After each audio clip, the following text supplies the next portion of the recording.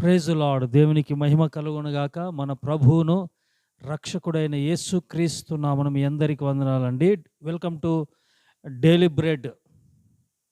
మన దేవుడు సజీవుడు, మహోన్నతుడు.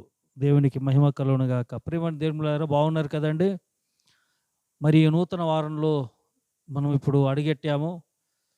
ఈ ఉదయకాల సమయంలో దేవుని వాక్యాన్ని మనం శ్రద్ధగా ఆలకిద్దాం. ఈ వారమంతా కూడా మనము దేవుని వాక్యాలు ప్రతిరోజు చూద్దాం. చూడండి, పేతురు రాసిన మొదటి పత్రిక,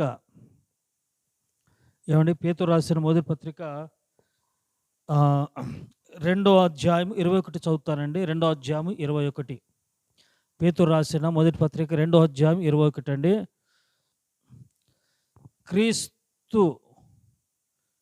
క్రీస్తు మీ చదువుతాను, చూడ ఆలకించండి శ్రద్ధగా. క్రీస్తు కూడా మీ కొరకు బాధపడి మీరు తన అడుగు జాడలయందు నడుచుకున్నట్లు మీకు మాదిరి ఉంచిపోయెను. మరలా చదువుతానండి. క్రీస్తు కూడా మీ కొరకు బాధపడి మీరు తన అడుగు జాడలందు నడుచుకున్నట్లు మీకు మాదిరి ఉంచిపోయెను. ఈ ఉదయకాల సమయంలో సంఘము ఎవరిని వెంబడించాలంటే క్రీస్తుని వెంబడించాలి.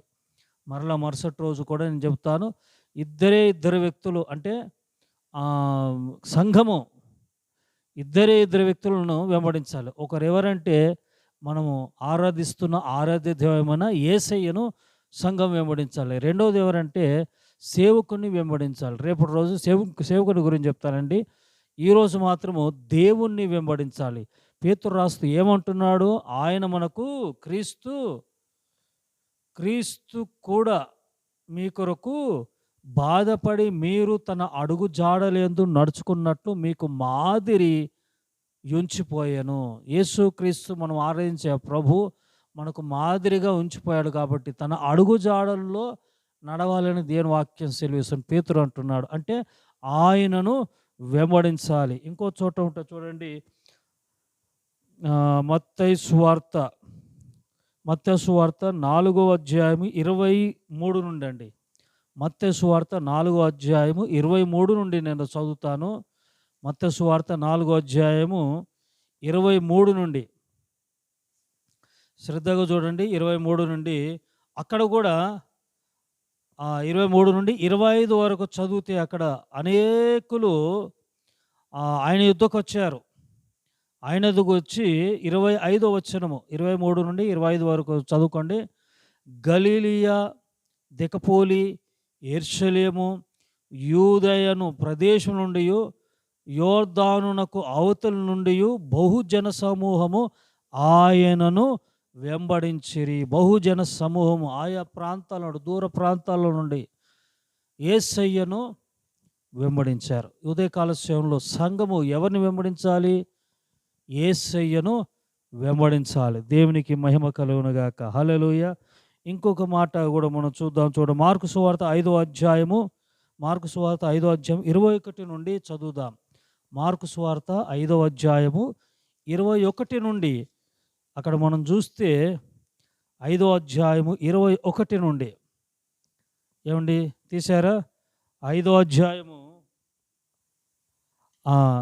స్తోత్రం కలుగునుగాక.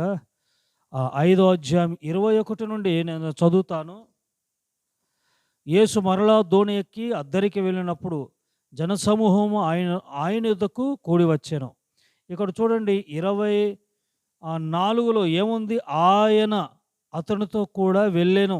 పైన చదివితే యాయిరను ఒక వ్యక్తి వచ్చినప్పుడు ఆ కుమార్తె విషయంలో వచ్చినప్పుడు ఆయనతో నేను వస్తాను నీతో పాటు అని బయలుదేరితే అక్కడ ఆయన అతనితో కూడా వెళ్ళాను. బహుజన సమూహము ఆయనను వెంబడించి బహుజన సమూహము ఆయనను వెంబడించి. ఉదయకాల సమయంలో ఈ రోజుకు దేవుడు మనకిచ్చిన వాక్యం ఏంటంటే సంఘము అంటే మనము ఆయనను అంటే యేసయ్యను యేసయ్యను వెంబడించాలి. మనము యేసుబాబును వెంబడించే వారిగా మనము ఉందుముగాక. ఆమేన్. ప్రార్థన అండి. మహాగణుడ పరిశుద్ధులకు తండ్రి, నీ పాదాల వందనాలు యేసు. ఈ వాక్యమైన ప్రతి బిడ్డను దీవించి ఆశీర్వదించండి. సంఘమంతా మొట్టమొదటిగా మిమ్మల్ని వెంబడించాలి. అయ్యా ఇదిగో తండ్రి, ఆయన కూడా బాధపడి మీ కొరకు ఆయన మాదిరి ఉంచిపోయాడు. ఆయన అడుగుజాడలు నడవాలి, మీరు ఆయనను వెంబడించాలని పేతురు అంటున్నాడు. అలాగే మత్తయి సువార్తలు, మార్కు సువార్తలు కూడా ప్రభువా బహుజన సమూహము నిన్ను వెంబడించింది, సంఘము నిన్ను వెంబడించింది. సంఘంగా ఉన్న మేము కూడా మిమ్మల్ని వెంబడించినట్లు కృప చూపమని యేసు నామమున ప్రార్థిస్తున్నాను తండ్రి. Amen, amen. God bless you. God bless you all. దేవుని కృప మీకు తోడయ్యుండును గాక. ఆమేన్, ఆమేన్.